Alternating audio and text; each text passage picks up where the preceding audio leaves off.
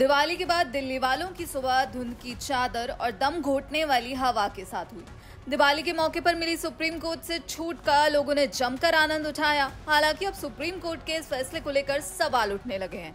सवाल किसने उठाए हैं और पटाखों को लेकर सुप्रीम कोर्ट ने शर्तों के साथ क्या छूट दी थी, आइए देखते हैं इस रिपोर्ट में।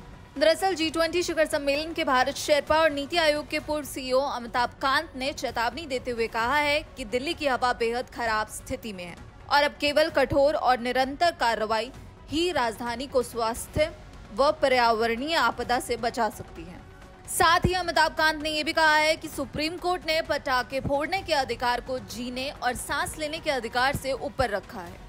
आपको बता दें, ये बयान ऐसे समय में आया है जब दिल्ली ने दिवाली की रात के बाद जहरीली धुंध की मोटी परत में लिपटी हुई सुबह देखी। केंद्रीय प्रदूषण नियंत्रण बोर्ड CPCB के अनुसार दिल्ली का एयर क्वालिटी इंडेक्स AQI दोपहर 1 बजे 357 दर्ज हुआ, जो बहुत खराब श्रेणी में आता है। अमिताभ कांत ने आगे कहा कि दिल्ली के 38 में से 36 मॉनिटरिंग स्टेशन रेड जोन में है। कई जगहों पर AQI 400 के ऊपर है। अगर लॉस एंजलिस, बीजिंग और लंदन प्रदूषण पर काबू पा सकते हैं तो आखिर दिल्ली क्यों नहीं।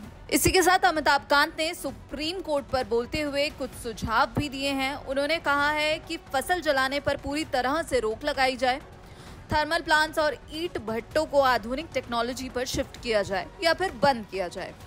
आगे उनका कहना है कि 2030 तक सभी वाहनों को इलेक्ट्रिक मोड पर लाया जाए। वहीं निर्माण कार्यों पर सख्त नियंत्रण हो और कचरे का जो अलगाव है और प्रोसेसिंग है उसे सुनिश्चित किया जाए। अमिताभ कांत ने एक और सुझाव दिया है और कहा है कि दिल्ली को पैदल चलने योग्य, हरा भरा और सार्वजनिक परिवहन केंद्रित बनाया जाए। तो एक तरफ जहां अमिताभ कांत ने ये सुझाव दिए हैं, उसी बीच हम आपको बता दें कि आखिर सुप्रीम कोर्ट ने क्या फैसला दिया था।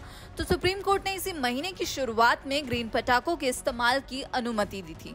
कोर्ट ने ये कहा था कि ये फैसला संतुलित दृष्टिकोण अपनाने के तहत किया गया है ताकि त्योहार की भावना भी बनी रहे और पर्यावरण को कम नुकसान पहुंचे।